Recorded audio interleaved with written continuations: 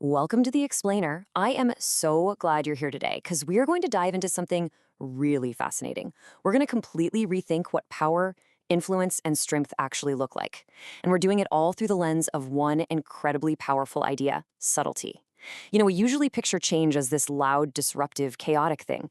But what if real, lasting transformation actually happens completely quietly? It's a beautifully crafted essay that just totally flips how we think about making an impact. Listen to this opening thought from the text. Not every rigidity resolves by burning. Sometimes a single breath is stronger than fire. Just let that sink in for a sec.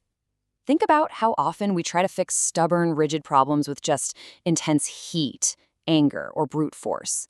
This quote brilliantly challenges our whole idea of strength. It's suggesting that the most powerful force out there might actually be as simple and as subtle as a single breath. Which brings us right into our first section, the illusion of loudness, or why we're searching for power in all the wrong places. Look, we live in a world that is just exhausted by constant noise, right? The polarization, the endless shouting matches on social media. And yet, when we want to make a change, what do? Our instinct is usually to turn the volume up even louder. We kind of have this assumed power, this idea that the loudest voice in the room is the most effective. We think harshness equals strength, that a strong leader imposes rigid rules, and that if you want to transform something, you've got to scorch it to the ground. But let's look at nature. Ice doesn't melt by being set on fire. It melts through balance.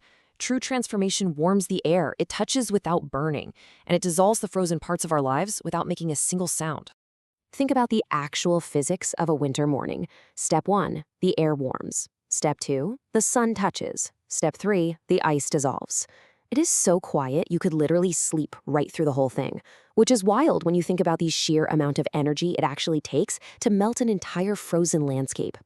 The essay we're unpacking today uses this exact metaphor of ice melting on winter branches as a mirror for our human relationships. When a society, or even just a relationship, is locked in rigid hostility, you can't just scream it into thawing. That never works. It requires a gentle, warming touch. All right, let's move into part 2, the way of the nay, and how to bring vitality back to a frozen room. To really get how this works, the author gives us this absolutely beautiful musical metaphor. Picture a small neighborhood gathering. Everyone has good intentions, there's conversation happening, maybe they even share similar beliefs. But the vibe is just totally cold. There's zero harmony. The spirit is completely missing, and everyone sitting there just feels kind of incomplete. We've all been in a room exactly like that, haven't we? A tense workplace meeting, an awkward family dinner, a community event where no one is necessarily doing anything wrong, but the whole environment just feels frozen. When we lack subtlety, the noise goes up, but the depth completely vanishes. But then, the entire dynamic shifts. A nay player, someone who plays the traditional reed flute, walks into this gathering. And pay attention to his approach here. He doesn't shout over the awkward silence. He doesn't lecture the room on why everybody's being so weird and quiet. He certainly doesn't criticize anyone. Instead, he simply breathes into his instrument. And miraculously, that single, non-combative breath brings harmony and vitality right back into that frozen room. People start to lean into one another again. It leads perfectly to this beautiful realization from the text, because some people are not fire, they are the sun. They do not burn, they warm. The nay player's ability to change the temperature of that room, it's not really about his technical musical skills, it's a manifestation of his true character. He acts just like the sun, effortlessly warming the environment around him simply by being present and balanced. So let's dive into part 3, the true meaning of subtlety, and redefining what quiet strength actually looks like. Our modern world gets this wrong all the time, so let's be super clear. Subtlety is absolutely not weakness. It's not being soft, and it is definitely not passivity. Subtlety is measure. It is the incredibly rare ability to stay out of the extremes, to avoid excess on one hand and deficiency on the other. I mean, think about this phrase: educating anger without suppressing it. You're completely allowed to be angry. But subtlety means you don't lose your manners even when you are 100% right. It means being utterly reliable, carrying the trust of others with trembling care, and never betraying it. That requires immense, quiet strength. And this philosophical truth really applies universally across the board. In leadership, for example, the false instinct is to influence by burning people, whereas true subtlety influences by warming them. In art, the false action is just kind of showing off, while true subtlety transforms by making the audience genuinely feel something.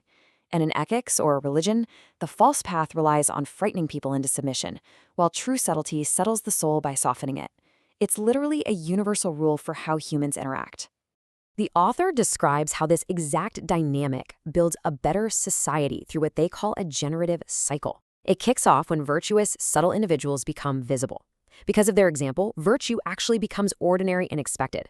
Then, this safe, trusting environment allows competent people to finally step forward without the constant fear of getting burned. And ultimately, quality becomes absolutely contagious. That is exactly how subtlety can elevate an entire democracy or community from the ground up. But before we can go out and change the whole world, the text reminds us of the absolute hardest test of all, and that's the internal one. It's about clearing the cloudiness in our own hearts first. Because if the veil over our own eyes hasn't been lifted, there's no way we can be the sun for anybody else.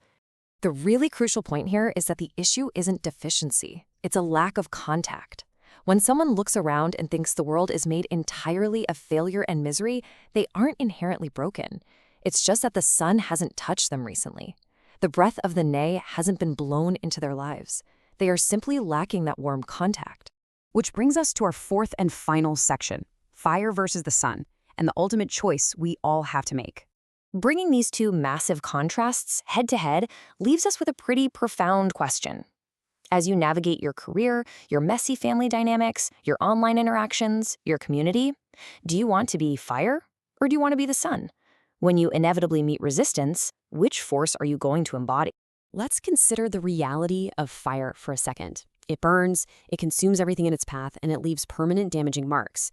This is the stark reality of the harshness our modern age so frequently celebrates. When we enforce rigid ultimatums or hurl insults just to win a debate, sure, we might get a quick, temporary result, but we are scorching the earth in the process. We are actively consuming the very relationships we're trying to fix. Now, contrast that immediately with the sun. The sun warms, it nurtures, and it literally gives life.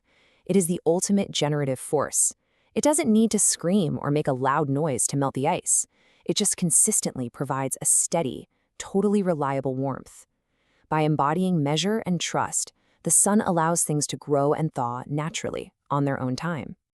So why does all of this matter to you? Well, on a macro level, our society desperately needs the breath of a nay to cure this intense polarization we're living through. But in your own everyday life, a family usually needs a warm glance instead of shouting to resolve a conflict. A broken heart needs quiet understanding, not harsh, uninvited advice.